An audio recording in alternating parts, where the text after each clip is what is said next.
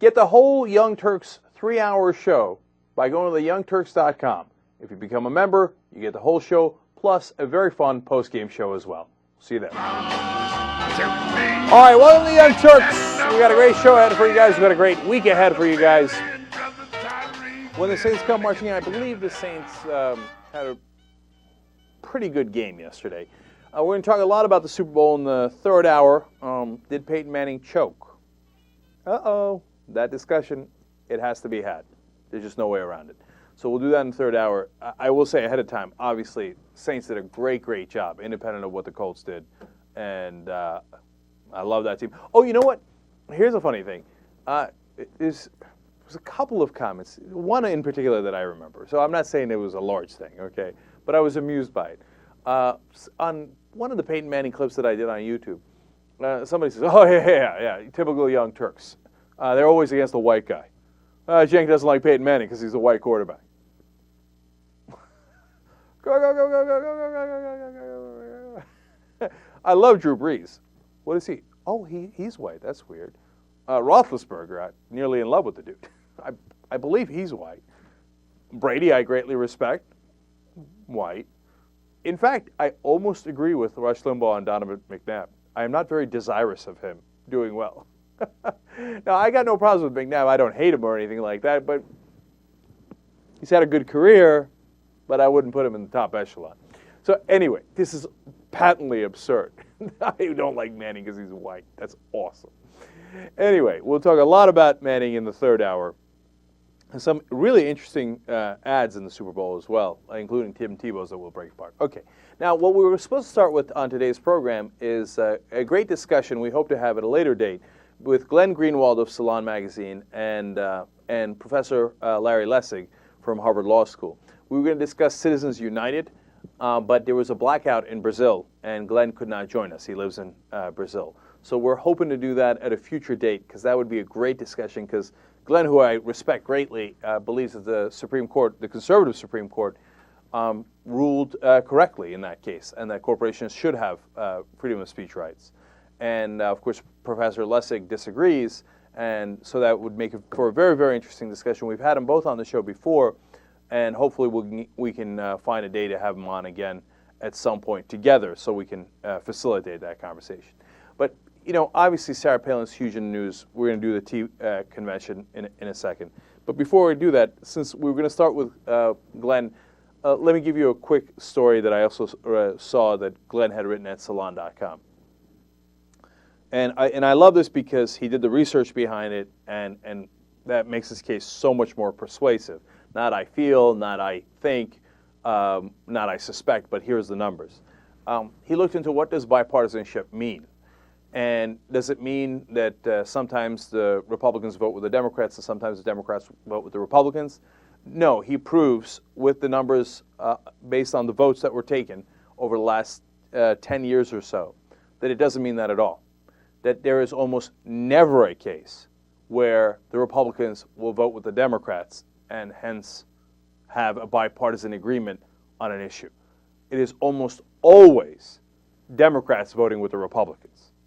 And when they do, it's almost always the Republicans voting in lockstep and near either unanimous or near unanimous.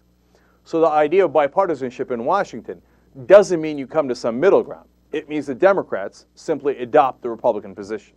Now, I can go all day long on this, but I'll give you some examples. The FISA law that Bush brought, obviously the Iraq war vote, confirming Mukasey as Attorney General, the Kyle Lieberman resolution on Iran to condemn MoveOn.org, Protect America Act, the Military Commissions Act, and it goes on and on. In all the cases, for example, the Military Commissions Act, 53 Republicans voting for it, no Republicans voting against it, 12 Democrats peel off and join the Republicans, 34 against, and it passes, and they call it bipartisan. So Glenn Greenwald does a great job of showing you that bipartisan is a code word for lay down your arms and simply accept the Republican position. And Eric Cantor, perfect example of it in today's news, saying, oh, yeah, you know, this little bipartisan meeting that Obama wants to have next week, we're very interested in that. But here's our ideas. The Democrats should stop with any of their proposals, not just new proposals, but their old proposals. Just throw them in the garbage and accept our position completely. That's what he said. Accept our position completely. Then we can have bipartisanship. Because for Eric Cantor, for the Republicans, and for Washington establishment in general, bipartisanship simply means you do what we tell you. You do what the Republicans say. Democrats get no say in it. Now, Democrats have an overwhelming advantage in the House, and they have a 59 to 41, 18-seat advantage in the Senate. And what should we do? Well, Washington says we should be bipartisan and simply take the Republican position and make it the Democratic position. Well, that's nuts. And if that's what Obama's entertaining, that's a terrible, terrible idea. And honestly, look, enough with the bipartisanship crap, okay? I mean, look, I've broken that issue down in about 100 different ways on this show. I tell you why it's counterproductive, why it'll never work. It's just politics, man. Obama's still playing politics because he knows these Republicans aren't going to vote with him. What, you do one more summit and all of a sudden Eric Cantor's going to go, oh my God, golly gee, Willikers, you were so right. Boy, that tea and crumpets you had me over for at the White House really worked. Oh, I got to go to a Super Bowl party and I ate your nachos. Yeah, I'm in. What do you need me to vote on? No, they're going to vote against everything. I'm so tired of saying it. So why is Obama doing it? Is he an idiot? No. He's doing it because he wants to appear to be bipartisan so he can go tell the people in Washington establishment, aren't I a good boy? I tried to get the Republicans to play ball, and I went and I kissed their ass, I mean their hand, I mean their ring, whatever you want to kiss of theirs, and aren't I the good guy? No, you're not. You're wasting time. It's a shell game. Everybody knows it. Like, they still think they can get pull fast ones in the American public, okay? We see you, man. It's not the old days where you just had your guys in the media, on television and print, who just printed whatever you wanted and they aired. There's this thing called the internet now. People know what you're doing. So, Obama, stop wasting our time with this crap. Going to go over there and try to get votes by asking nicely. You're not going to do it. That summit he has next week is a gargantuan waste of time. Oh, la, pomp and circumstance. La, la, la, la, look at me trying to shake hands with Republicans, etc. Garbage. Absolute garbage. Or hurry up and get to the next step, if there is a next step. The next step has to be, well, look, I reached out my hand and they didn't take it. Which we went past that step a year ago, okay? We went past that step 100 times. Okay, let's go. Okay, I got it. They hit your hand. Oh, wow. Okay, you proved your case. Now it's time to hit back. So, look, if he's taking his sweet-ass time and eventually he's going to hit back, I can live with it, but let's get to it already for the love of Christ, right? But if you're never going to get to it, then you're a disaster. This presidency is going to be a complete and utter disaster.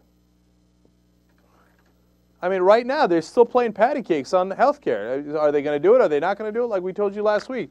On Thursday, they were talking about how that they weren't going to do it, that they were going to wait till the 2010 elections, and maybe we do it after the 2010 elections, etc.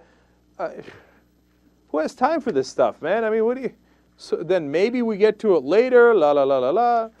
No, ridiculous. Let me see if I have this thing for you guys. Because I think I have this huge story on Rahm Emanuel later, right? And I want to save it for the second hour. Yeah, here you go. And I want to do Sarah Palin, because I got to do Sarah Palin. She's in the news. Sarah Palin has spoken. And if she's spoken, then, my God, we all better panic and pay attention to what she's saying. But this occurred to me over the weekend, so I just wanted to share it with you, right? You know what you have with Rahm Emanuel right now? He's basically George McClellan. You remember who he is? He was a major general for the North in the Civil War. And what he did was he built this Army of the Potomac, and he sat on it. He built it and he built it. He built this gigantic army sitting on the Potomac. And Lincoln kept saying, charge! Charge, will you? Go ahead and fight them. And he, no, now's not the time. We need more troops. And we need to plan this a little better. And we need to do this and we need to do that. And he was scared to go into any battle. That's Rahm Emanuel. He had 60 senators, and he still couldn't get anything done. Now that he's got 59 senators, he's in a panic. He's George McClellan. He's got this 59 senators in the House. He's got his Army of the Potomac, and still sitting on his hands. Well, we could use this army if it was a little larger. Meanwhile, General Lee's coming in and kicking his ass, handing him his ass. He's like, oh, yeah, oh, I'm sorry, you dropped this. This is your ass, right? And McClellan's still sitting there going, when should we use the army? Now! Now, will you, for the love of God? Charge! Charge! Stop sitting on the army. Look, here's the bottom line. If you can't win with 59 senators, then you can't win. You're pathetic. What do you want, 80 senators? You want 98 senators? No, 59 is plenty. If you can't win with 59, you can't win. It's like, football, let's use basketball. Well, I got LeBron James on my team, and I got Michael Jordan, but he's a little old, and I got Dwayne Wade, and I got Kobe Bryant, and I got Shaq, but he's a little old. I don't know. I don't think I can win it without Kevin Garnett. No. That means you're pathetically weak. And if I gave you Kevin Garnett, you still couldn't win. Because you don't plan to win. You never plan to use that army at all. All you want to do is keep building. Because, of course, as we all know with Rahm Emanuel, that's what he cares about. He cares about democratic political victories. He doesn't care about policy. He doesn't care about winning the war. He cares about building a bigger army. Now, if that's your main objective, even that you suck at, by the way, because guess what? Your army's dwindling as you sit on the Potomac. Okay? So you're not even as good as General McClellan. At least he built the army larger. Okay? Even though he lost the battles that he refused to engage in. Now, whose fault is this ultimately? Come back to the same thing every time. Barack Obama. Your Lincoln fired a son of a bitch already. Now, Lincoln eventually, of course, fired McClellan. He demoted him, and he waited a long, long time. Fire him. Move on. Get a general who's willing to fight. You want your Ulysses S. Grant? You want a fighter? I got one for you. Everybody in the country knows it. And everybody knows you'll never pick him. What's the chances? You go guess along with me. What's the chances that Barack Obama says, hey, Ram, there's a door. Look forward to using it. Get the hell out of here. My new chief of staff is Howard Dean, and we're coming for you. Not going to happen, right? But imagine if it did. Here's what would happen. First, the guys in Washington establishment would cry and cry. They say, well, you get a lot of this from the Washington establishment. Oh, Howard Dean, he's crazy. No, Howard Dean, he's on the left. He's on the left. Oh, no, he can't do it. And Howard Dean would roll up his sleeves and he'd be like, oh, yeah. No, you should be scared because I'm coming for you. I'm going to bring a couple of blow torches and a lead pipe. I'm going to bring a couple of homies with me. And we're going to go to work on your asses. Okay? That's when you'll know that Obama's serious about winning the war. But it ain't going to happen. And so that's why I'm scared to death that we're going to waste a lot of time with Obama. And that's exactly what he's doing next week at this stupid-ass summit. Let me reach out a little bit more. See if General Lee's in the mood to negotiate. No, General Lee's in the mood to kick your ass. And that's what he's been doing for the last year. You haven't noticed, but that's what's happening. Okay, so now we go to Sarah Palin.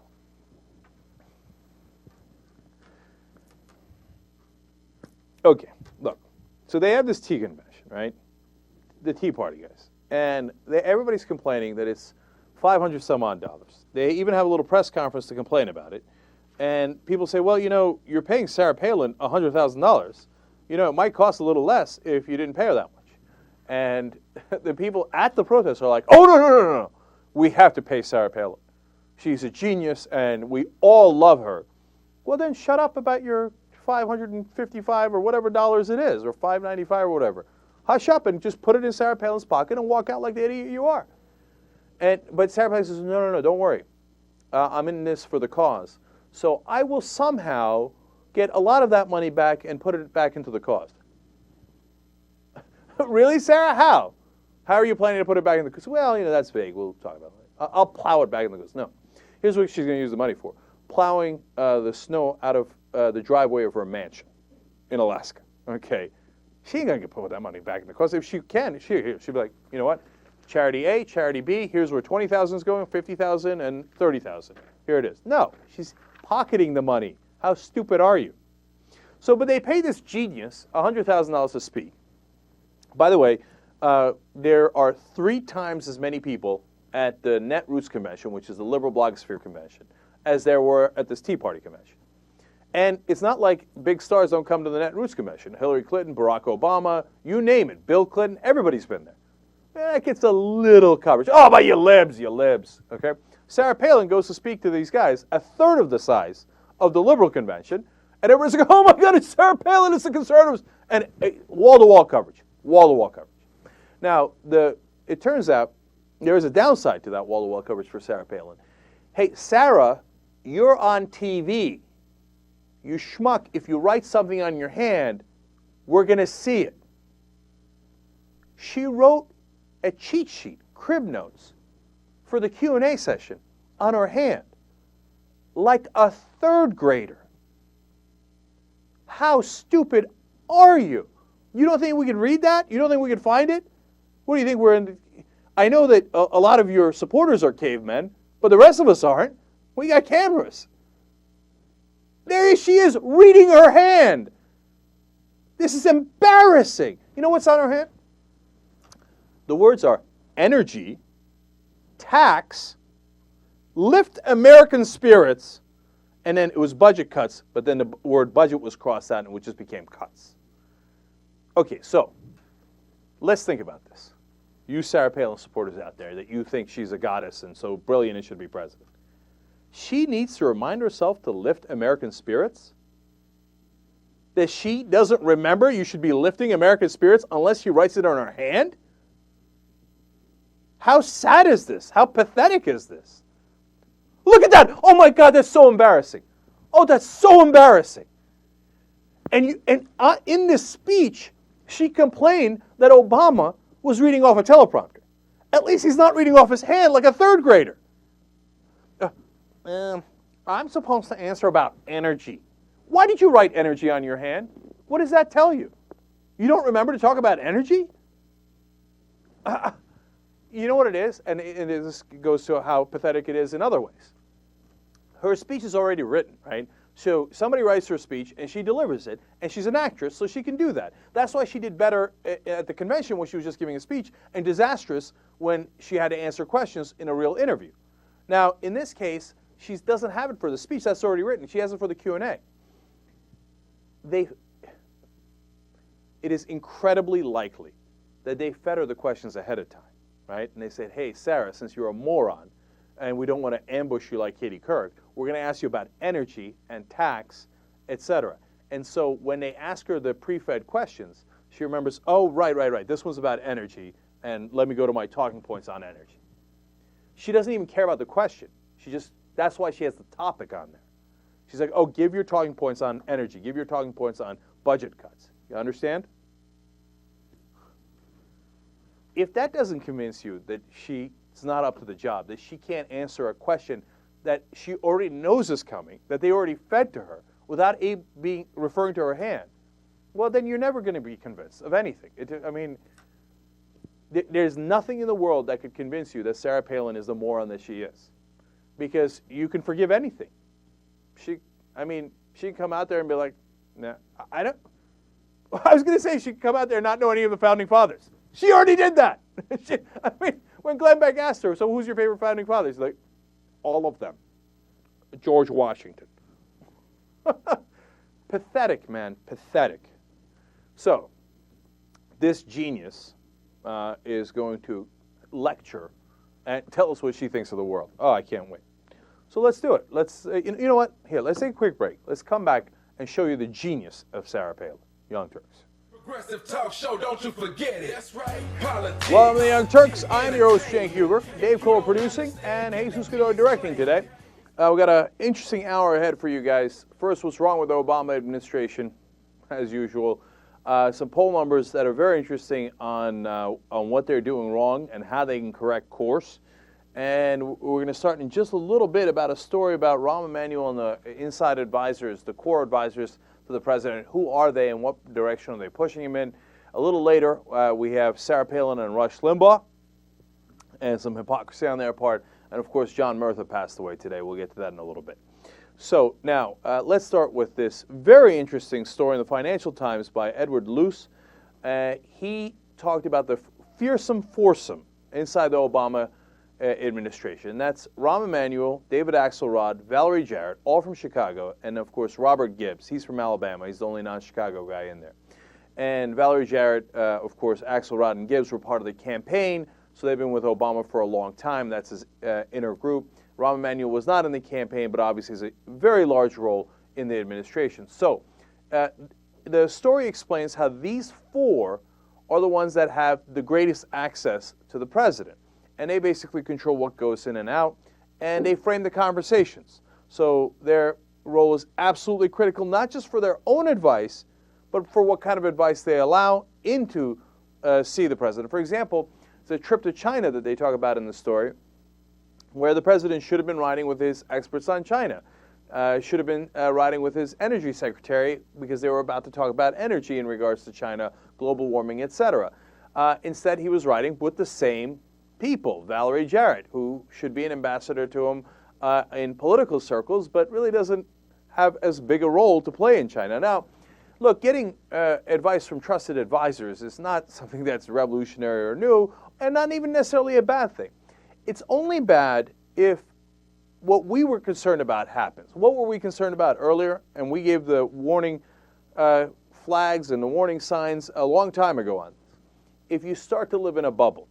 Remember what happened to Bush when he started living in a bubble in Washington, and he would get only certain advisors saying, "Oh, yes, Mr. President, you're absolutely right, Mr. President. Dick Cheney's totally correct in wanting to invade every country on the planet," et cetera, et cetera. Look, in Iraq, we should stay in Iraq forever, and we shouldn't change a damn thing. Stay the course, stay the course. Now Bush already had bad ideas, so we were in a lot of trouble there. Now, some of Obama's ideas, of course, we agree with. Others we don't. But if you keep getting the same stale ideas, it doesn't help any president. And as many people point out, even in his analysis of this piece, Steve Clements from the Washington Note says, look, you should bring in respected conservatives and liberals to give you advice that's at least not the same four people. You could bring in an Arianna Huffington from the left, but you could also bring in really strong voices from the right. And he lists a bunch of former congressmen and senators that were Republicans that he could talk to. Real hardcore conservatives, but reasonable people that, well, you could argue whether they're reasonable, but at least they're going to give you the other side of it.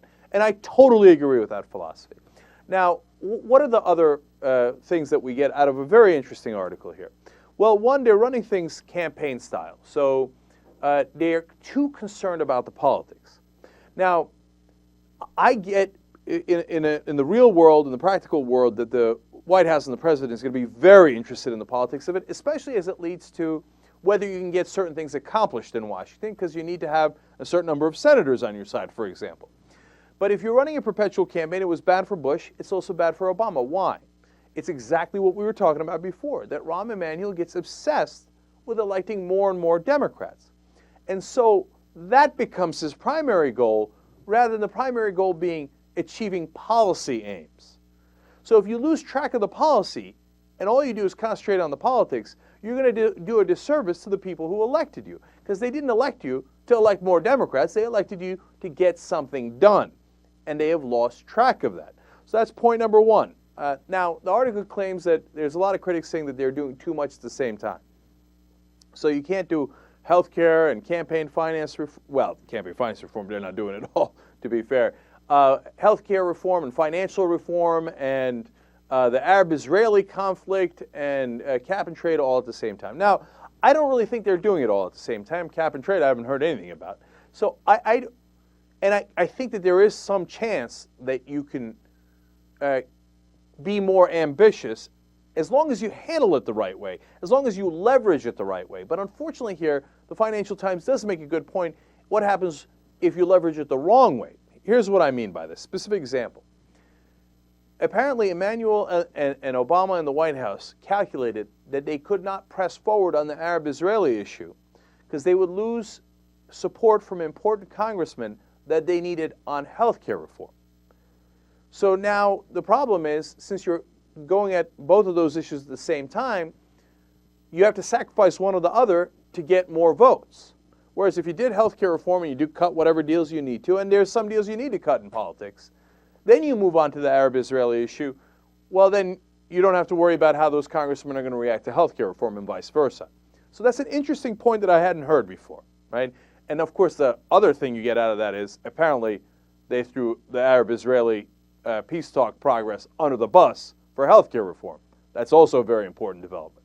Point number 3, that they are too reliant on their inner circle and hence don't get the outside advice, just as we were talking about before. We explained that in detail. Point number 4, that he's shunning outside groups' advice. And now, why is that a little different than point number 3, and why is it so important? Because progressive groups, for example, aren't getting heard. Why? Rahm Emanuel thinks, well, if we listen to those guys, we're not going to be able to elect more conservative Democrats, so basically, I'm not going to invite them to as many meetings. Doesn't mean they don't get into any meetings, but it does mean that some of the strongest progressive voices, whether they're inside or outside the administration, don't get heard as much. And if you don't hear from them, the downside isn't just that you don't have more liberal policies or more progressive policies. The downside is you don't get to hear from your constituents. So people that got you elected, people that worked really hard to get you elected, people that want to see you accomplish certain things so that they have motivation to get you reelected, and all those other congressmen and senators you want reelected. If you don't listen to those guys, that's significant trouble. Now, I'll do point number 5 and then come back and tell you why this article itself is so important. Point number 5 is what I'm most concerned about and have been for a while.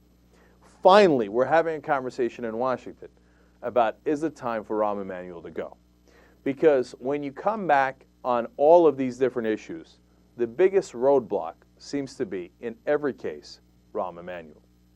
Now, that's point 1 as to the problem with Emanuel. Point 2, finally, and we saw it yesterday, last week I should say in the LA Times, now we see it in the Financial Times, and this article is getting a lot of press and a lot of heat, so we're seeing it as a part of the conversation in Washington. Hey, wait a minute. What did Rahm Emanuel ever get accomplished in this first year? He said that it was a brilliant idea to do health care reform and to do it at the same time as all those other things, and then to make all those sacrifices. Now, if he'd made all those sacrifices and it led to political victories, or it led to the reform being passed, well, you can say, hey, you know what? He broke some eggs, but we got a delicious omelet. Okay, but right now, all we have is broken eggs. We don't have any omelet. The policy didn't work, and the politics didn't work. So what does Rahm Emanuel have to show for his efforts? Not much. And obviously, I'm excited by this because this is what we've been telling you for what now, 6 months or so? And we put up all the red flags saying, hey, watch out, you're going in the wrong direction. And here's why it's not going to work. And we were right, it didn't work. And that leads me to why I'm excited about the article.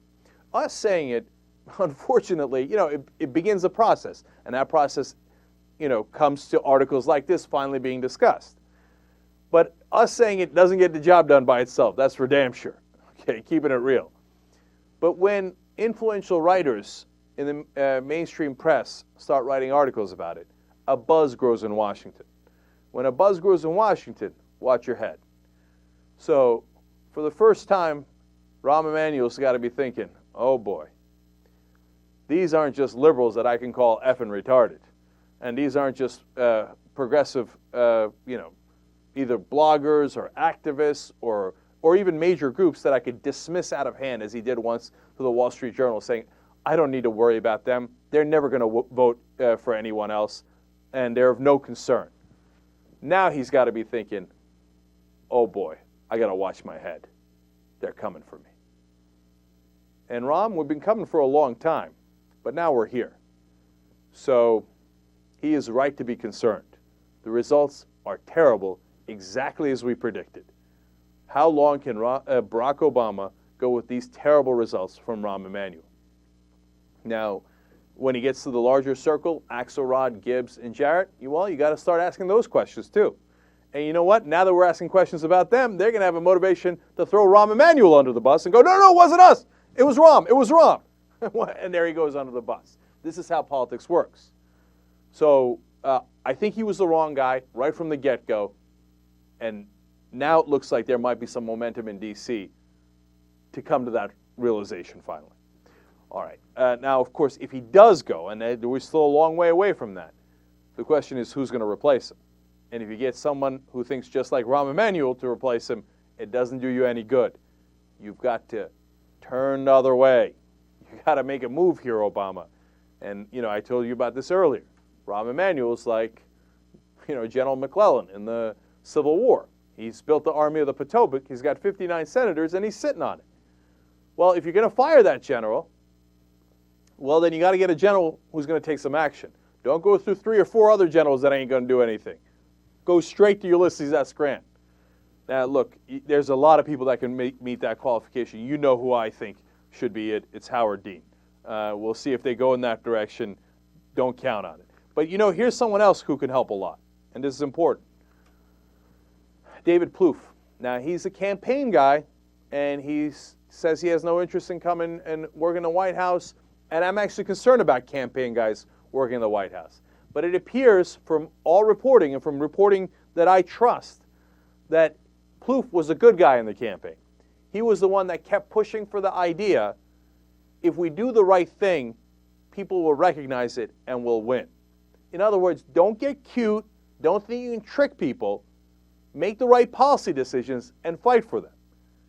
Now, of all of his advisors from the campaign, Plouffe is the one that didn't make it to the White House. And when you look back on it, and I don't know these guys personally, and I don't know who had the better advice, Plouffe or Axelrod during the campaign. You only know what, you get the little bits and pieces that you get in the reporting. But now the reporting seems to be a little bit clearer, and the proof is in the pudding in the first year. In the campaign, they kicked ass, and Plouffe was in charge. And they did the right things, and the right things led to kicking ass, policy-wise and politics-wise. Without Plouffe, they've been rudderless, and they've been headed in the wrong direction. So maybe Plouffe is part of the answer. So that's a conversation that needs to be had. Steve Clemens from Washington Note that I quoted earlier, he mentions that, and I think I've seen other people mention it, and it's not a bad idea at all. All right, now let's go to the Democrats with a little bit of fighting. In the Financial Times article, they mentioned John Podesta. He was the only guy that went on the record to criticize this group. Now, that's very important because people are scared to death of these guys. If they're the inner circle of Obama and they control access to the White House, if you piss them off, guess what? You don't get invited to the White House anymore. So everybody was off the record except for Podesta, who said, you know what? No, I think they're going in the wrong direction here. Podesta is a critical player. He leads the Center for American Progress. That's the largest progressive think tank in the country. And he's a team player. He was on Obama's transition team. He's obviously former chief of staff for Bill Clinton. And he's a guy that is part and parcel of the Democratic machine. So if he's off the reservation, well, that's a strong sign to Obama. Hey, turn around.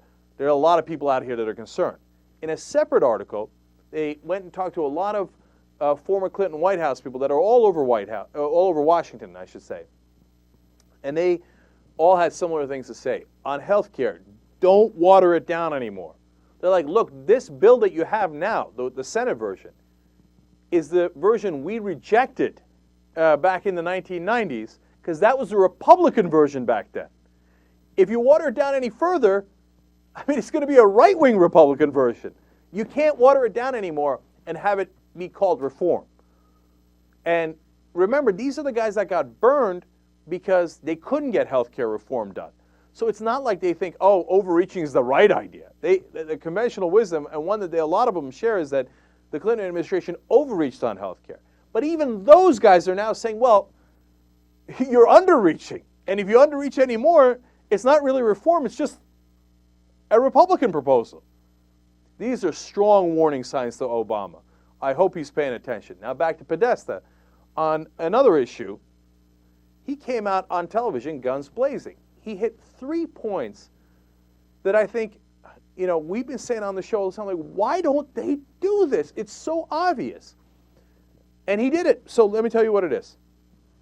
At the end of last week, Mitch McConnell, the Senate maybe soon, if they keep going in this direction, the Senate Minority Leader, Mitch McConnell, last week came out and said, I can't believe the FBI bungled this Christmas bomber so badly, and that Larry King would have done a better job of interrogating them. Now, I read that and I thought, Now, if a Democrat had said that during a Republican administration, that guy would get his ass handed to him. Why? They say, how dare you disparage the FBI? These are men in the field. They're fighting for us, and you're going to go and insult them like that, right? But Republicans do that all the time and get away with it. All of a sudden, John Podesta on television is saying, well, you're not going to get away with it anymore.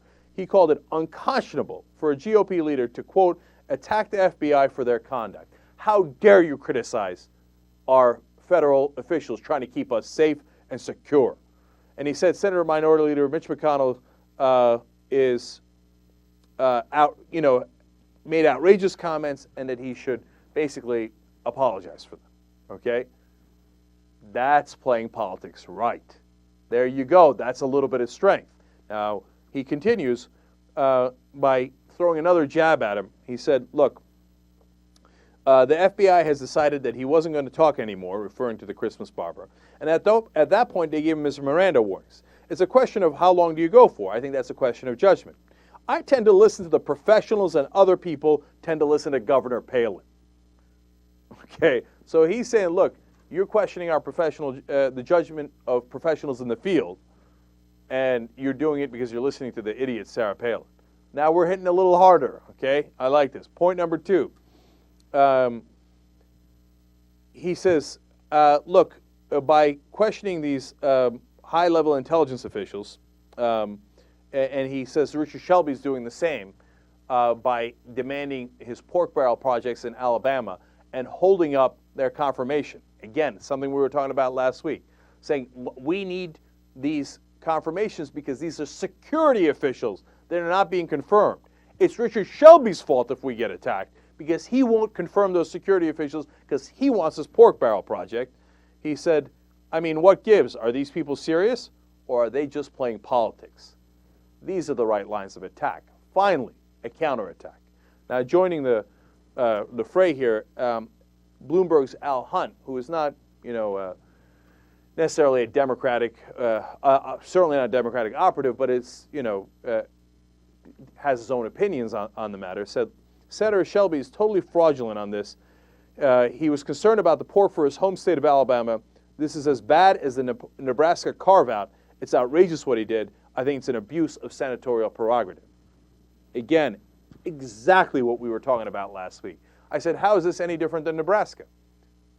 Because, of course, in the healthcare legislation, Ben Nelson carved out a piece for Nebraska where they don't have to pay Medicaid. And now Senator Shelby wants special pork barrel projects to go to his home state of Alabama. So this is just as bad. Hit him over the head, and he'll have to back down.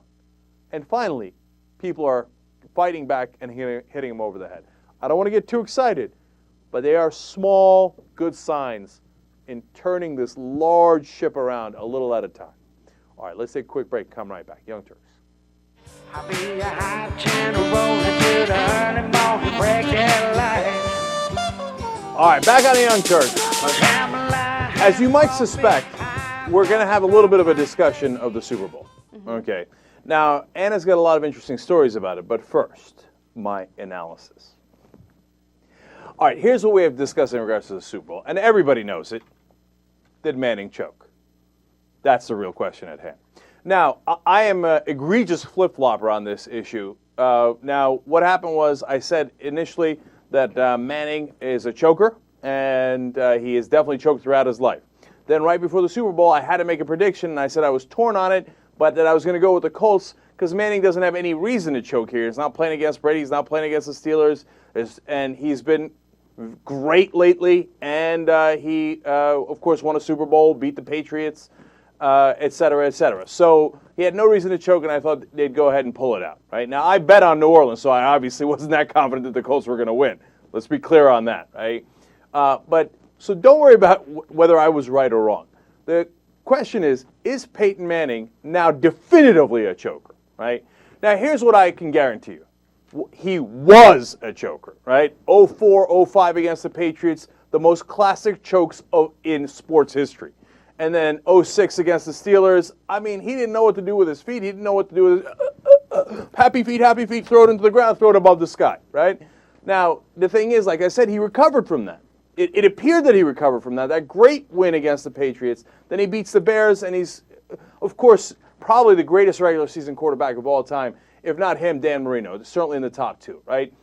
So he goes in this game. Did he choke? Look, he didn't deliver, right? He wasn't happy feet. You got to be fair. Look, Warner threw a terrible pick against the Steelers that James Harrison brought back that made all the difference in that game.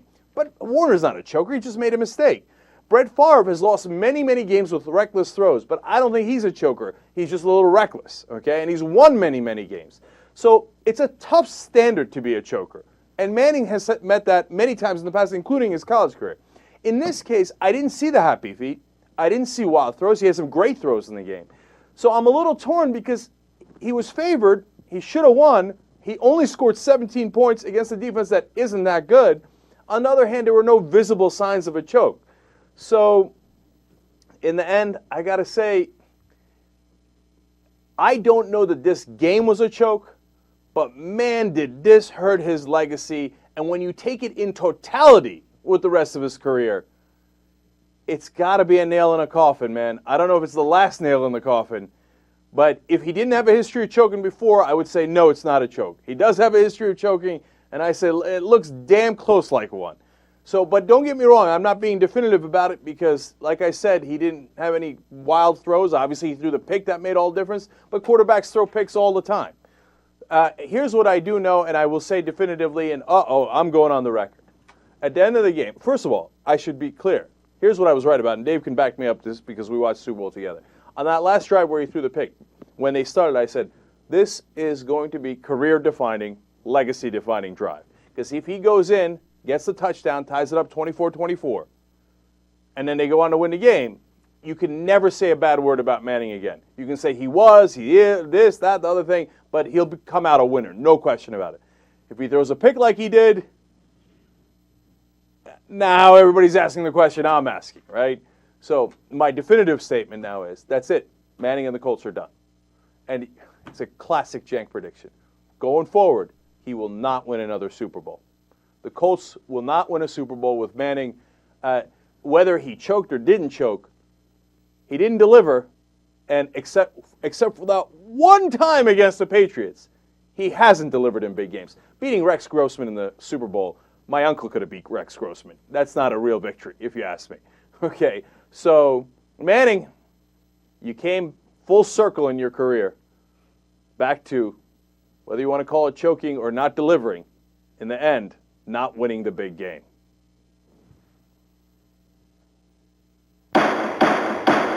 Sad day. All right, before I go any further, now we're going to bring Anna back in, but Jesus, you sent me a text saying choke, right?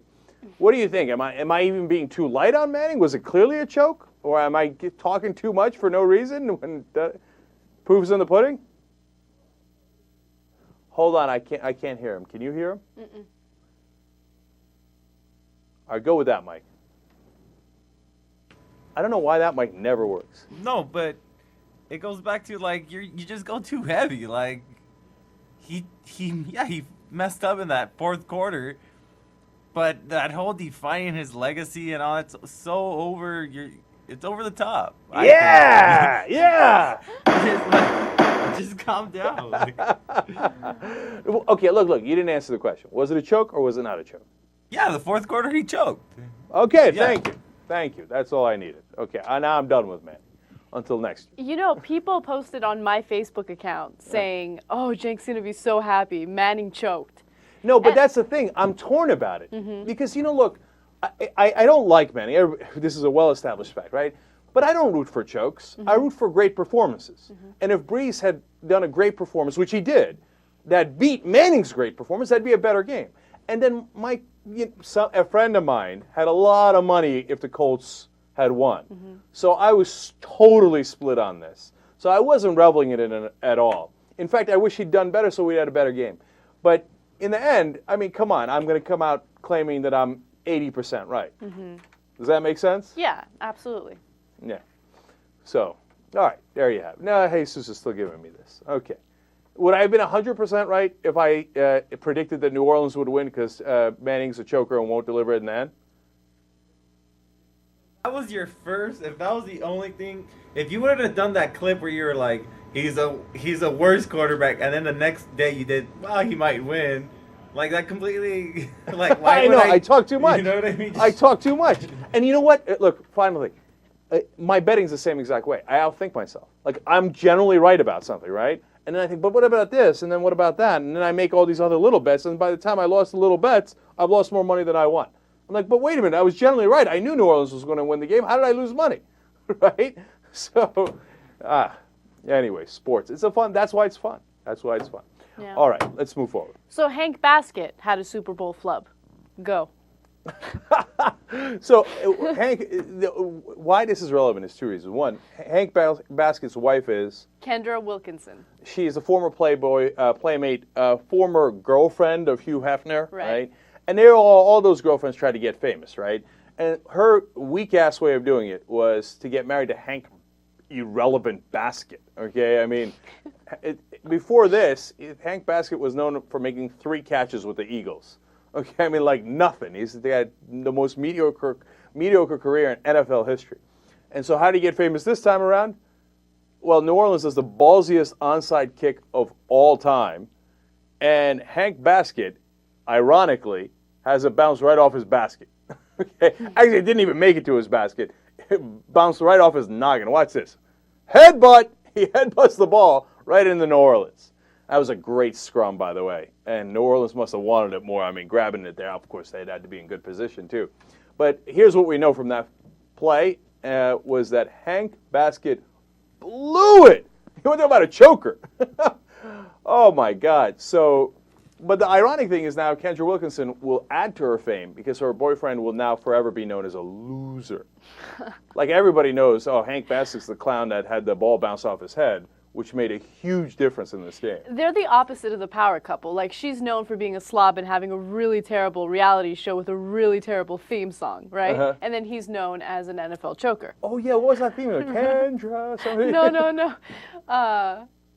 Go Kendra. Go Kendra. Kendra. And Hank Baskett was like, go New Orleans. Go ball. Saints, go get it. So Hank Baskett, that's a disastrous couple. Okay. Anna nailed it. But the power Antithesis couple, of a power couple. the power couple here, Kim Kardashian and Reggie Bush. I know stuff. Nicely done. See? Okay, although Reggie did almost nothing in the game. But they still, he was come in a out winning a huge team. winner. Yeah, Yeah. huge winner. Oh my God, Reggie Bush, Kim Kardashian versus Hank Baskett, Kendra Wilkinson. Oh, they crush. I think you can't even mention them in the same sentence. Kim would be like, Kendra Wilkinson? Reggie Bush is like, Hank Baskett. We're talking about Hank Baskett? Hank Baskett and me in the same sentence. That's what I think of Hank Baskett. So, and that proved to be the case in this Super Bowl. All right, fun. Well, Carrie Prejean got engaged. Really? Yes, she got engaged to Kyle Bowler, who's also in the NFL. He is a Rams player. A Rams player. He's the quarterback for the Rams. Why is it with these hot girls that they have to find enormously mediocre athletes to marry? But first of all, he's gorgeous. Who cares how mediocre he is? He's hot. And he's a quarterback. Isn't that good? Isn't that a good thing? If you're a good quarterback, Kyle Bowler is the definition of I'm just hanging around in the NFL until, somebody gets tired of paying me to be second or third string on a bad team. Like, he had a shot with the Ravens, and he sucked, and he's going to continue to suck.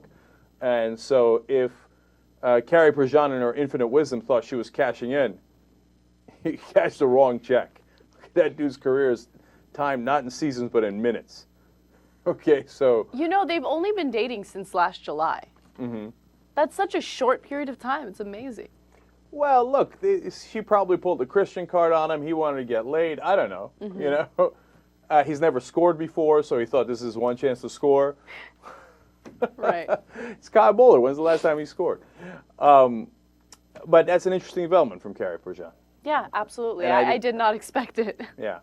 And so I suppose we will see Kyle Bowler have an enormously important fumble in a later Super Bowl. Okay, serving in a backup role.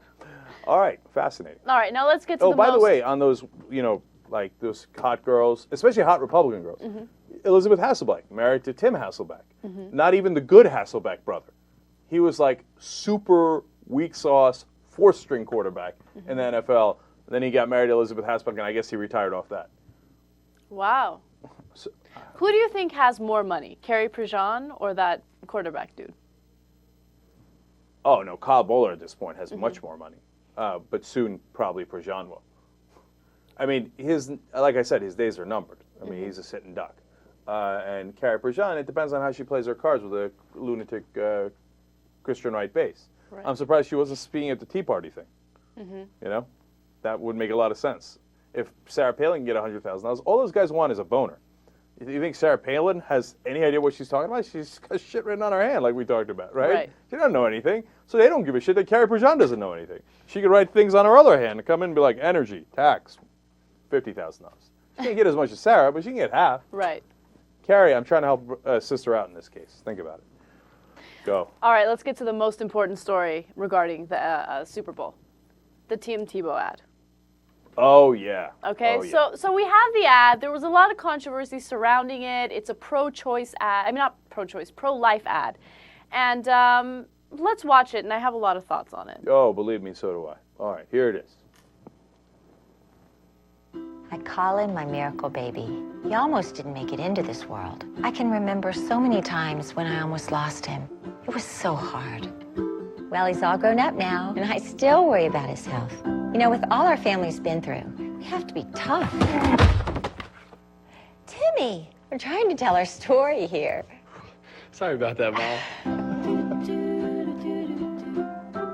You still worry about me, Mom? Well, yeah, you're not nearly as tough as I am. All right, so here are first three comments. Number one, no one knows what that ad is for. Like, you know, they said they were going to do a pro-life ad, but people say, well, you know, it's a little vague. No, no, no, it's entirely vague. Right, exactly. If you don't know what Focus on the Family is, you have no idea what she went through in her pregnancy, or why he tackled her, or why anything happened, right? Right. So I guess they just wanted to get their name out there, and if that was worth $3 million to them, okay, have at it, Hoss. But if people don't know what message you were trying to give, they certainly still don't know it. So I think they wasted the money, which I'm ecstatic about. Okay. And what did I tell you? I told you they should run the ad, right? Right. They run the ad, it's a waste of money. Number two, why did he tackle her? Yeah, no. That commercial, first of all, that was the worst commercial ever because it had no point. It was too vague. They didn't get any type of message across, and it was confusing. Yeah, where's the button? Yeah, it not only lacked a button, it lacked any sense, okay? It just made no sense No, but it's whatsoever. perfect, though. It's perfect for the Christian right because they're like, why do we need logic? Why do we need reason? We'll just make an ad that doesn't have any reason, and our supporters will still love it. Right. Because they're not really attached to logic anyway. So, okay, he tackles her for no reason. I guess every Super Bowl ad has to have violence in it. That's my only guess as to why he did. Otherwise, that's pretty rude. And then let's get to point number three. I knew you were going to get to this I point. know, I I knew know. it. I was waiting for it. I was waiting for it. First of all, let me do an unacceptable qualifier. It's not me. It's literally every guy I watched the Super Bowl with and that I called later. They all had the same exact reaction. They said, Tim Tebow's gay? Okay. Oh, that's what you were going to say? Yeah, no. I'm curious as to what you think. But and honestly, I didn't even see it as much as they did. But Tim Tebow is not gay. look, I'm not. Based on that commercial, I mean, I don't know, he might be gay, but by watching that commercial, that doesn't say anything about his sexuality whatsoever. I'm not saying it, and I might even be denouncing and rejecting my friends who are saying it. Right. But independently, without having talked to one another. One guy watched it, and then the other guys came in later, and we rolled the TiVo back, and they watched it, and they're like, oh my God, I didn't know Tim Tebow was gay. Okay, now it doesn't mean he is. It means that he acted in their mind, their Super Bowl watching masculine mind, that he acted a little gay in the commercial. But so, you know, and then of course the immediate following thing was, oh, no wonder he hasn't gotten laid yet. We see you, Tim. We see you. Okay, and I'm not saying he is. It's all absurd. But it was funny that they had the same reaction. That's all right, interesting. so what were you thinking? I thought you were going to talk about his mom. Oh, that she's cute? Yeah. I mean, for an older woman, she ain't bad, you know. He's not, this commercial doesn't say anything. He was being a sweetie pie with his mom. Exactly. Oh, come on. All guys are sweetie pies with their mothers. Oh, sure. Yes, they are. No, I'm sweet with my mom, but I'm not like, hey, Mom! Okay, that's way over-exaggerating, but still, you see my point. But Look, honestly, I'm that not ad here. was great. We report, you decide. You know, I haven't said a word. Right. But that ad was great because, you know, when JR and I were talking about this story, we mentioned how Focus on the Family had to lay off more than 700 of their employees because they didn't have the funding for it, right? So they just wasted $3 million on this crappy commercial that conveyed no message, and they got rid of a bunch of employees. Score. Yeah, score for our side, man. You just fired 700 Christian right dudes to make that terrible ad, which convinced us, ironically, that your superstar is gay. I mean, lose, total and utter disaster. All right, are we done with the Super Bowl stories? We are. One last one. Oh, wait, we have one more commercial. Okay? Oh, we do? Yes, okay. I don't know about your circle of friends, but among my circle of friends, everyone was making a big deal about the Google ad during the Super Bowl. Everyone said the Google ad was the best ad of the Super Bowl. And I disagree. All right, let's watch it and then have a conversation.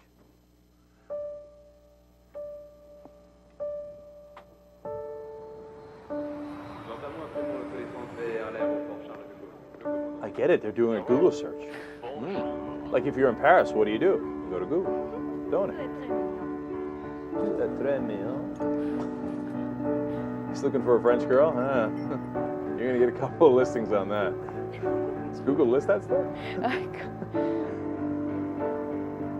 Francois. Hello? Hello? You're the worst. Oh, working in France. Back to the French girls. Huh? Oh, now he goes to church. He feels remorse afterwards.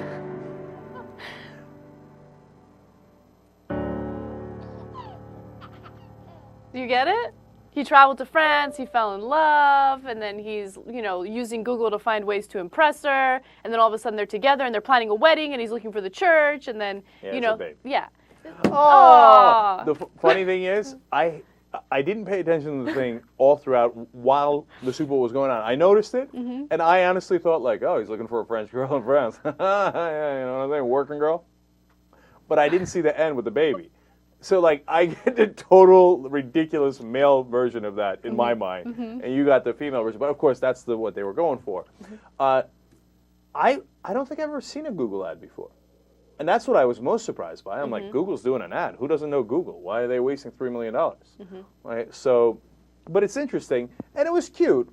But you disagree? Yeah, I mean, look, I haven't seen very many of the Super Bowl ads because I didn't watch the Super Bowl, right? But when the Super Bowl was over, a bunch of my friends called me. Did you see the Google ad? I was in tears. Oh, come on! Oh no! Wait a minute! I thought it was kind of cute. You can't be in tears over that Google ad. That's outrageous and unacceptable. I mean, I thought it was cute. It was like, oh, I had the aw moment when it was over. But other than that, whatever.